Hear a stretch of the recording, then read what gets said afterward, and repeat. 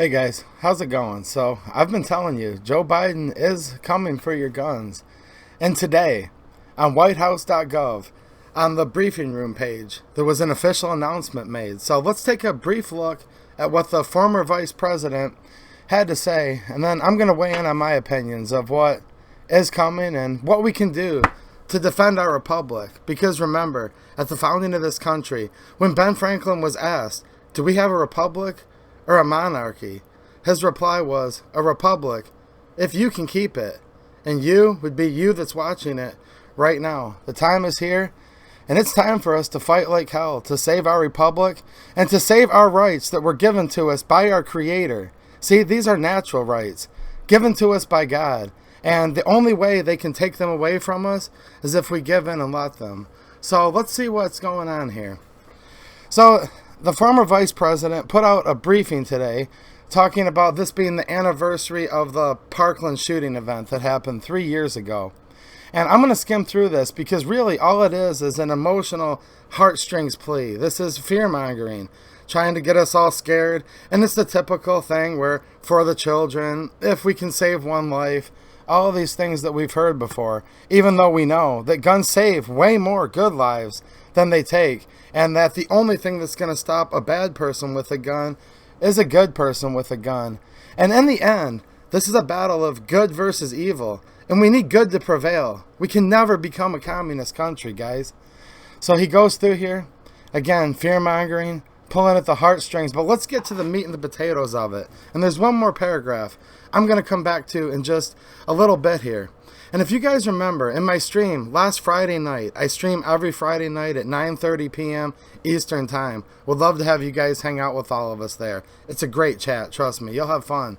I was saying, look, the former vice president, he might be seeming like he's delaying gun control a little bit. He's not. He's just getting all the things lined up behind the scenes. And that's what they're saying here in the last paragraph. This administration will not wait for the next mass shooting to heed that call. We will take action to end our epidemic of gun violence and to make our schools and communities safer. Today, I am calling on Congress to enact common sense gun reform laws, including requiring background checks on all gun sales, banning assault weapons and high-capacity magazines, and eliminating the immunity for gun manufacturers who knowingly put weapons of war on our streets. We owe it to all those we've lost and to all those left behind to grieve, to make a change. The time to act is now. So he's calling Congress right now. So what does that mean? Well, we know of H.R. 127. Look, it's a draconian bill. Probably the worst gun control bill we've ever seen. Will it pass? I don't know. It'll pass if we don't do anything to stop it. You have to call your reps. You have to call your senators. I don't care if they're Democrat, Republican.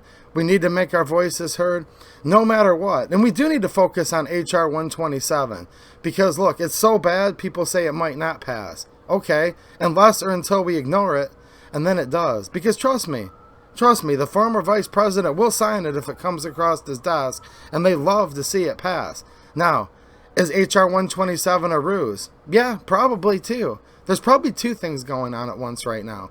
H.R. 127, the most draconian thing ever. Hoping we'll fall asleep on it, right? And hoping it'll pass. But also hoping that we fight vigilantly because it's hard to keep yourself at peak attention because that's what they do. They bombard us with a million things at once. So they're hoping that we're so busy fighting H.R. 127, we'll ignore all the other ways gun control can get enacted in this country.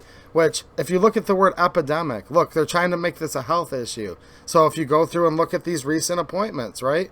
The Surgeon General is already looking at ways to enact gun control through his office. You have all these different agencies, including Department of Justice, ATF, as we've seen several times just in the last few years, and many times over the years, just enact legislation through bureaucracy, if you will. These are called executive orders sometimes. Sometimes these are just called rulemakings that unfortunately, due to several Supreme Court cases, have the full force and effect of law. That's not how it should be.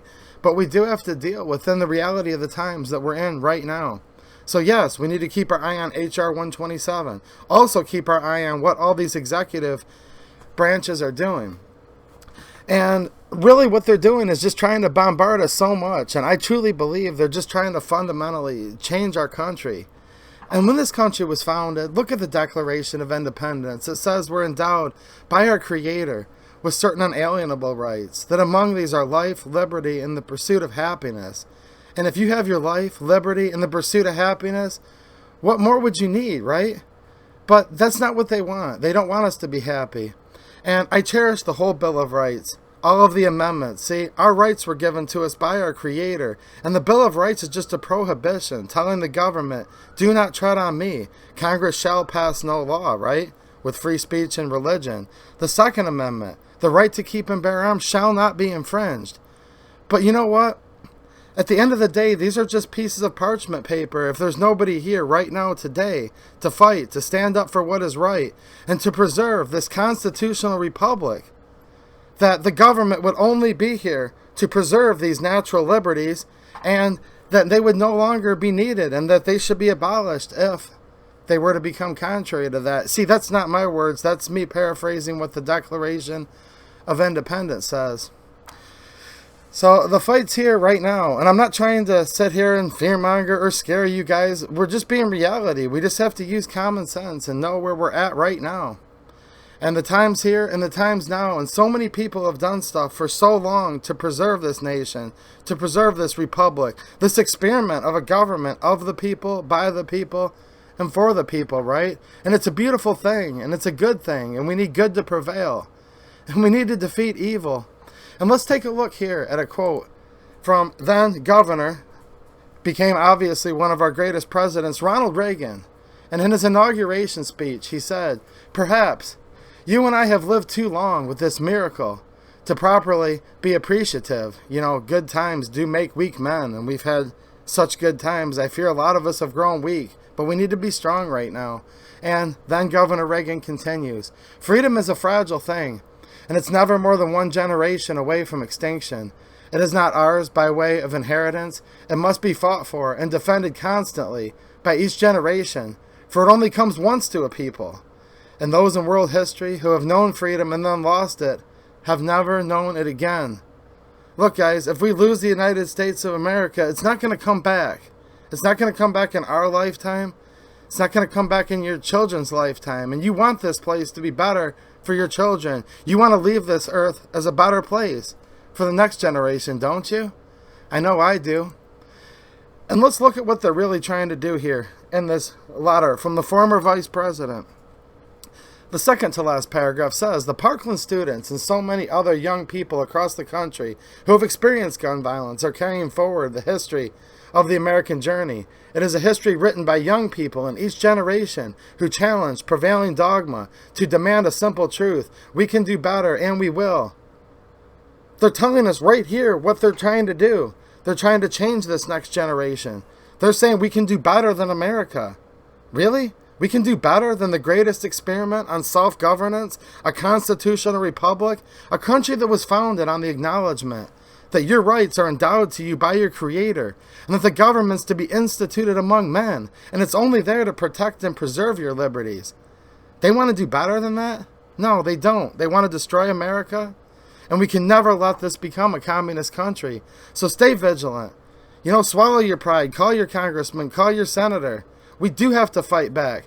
Ronald Reagan talked about how we have to fight to preserve our liberty. President Trump talked about how we have to fight. And the former vice president, from his official desk, has put out a statement saying that this young generation needs to do better.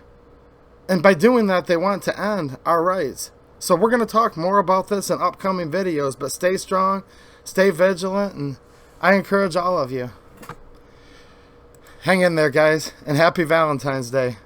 All right, thanks for watching, and have a good one.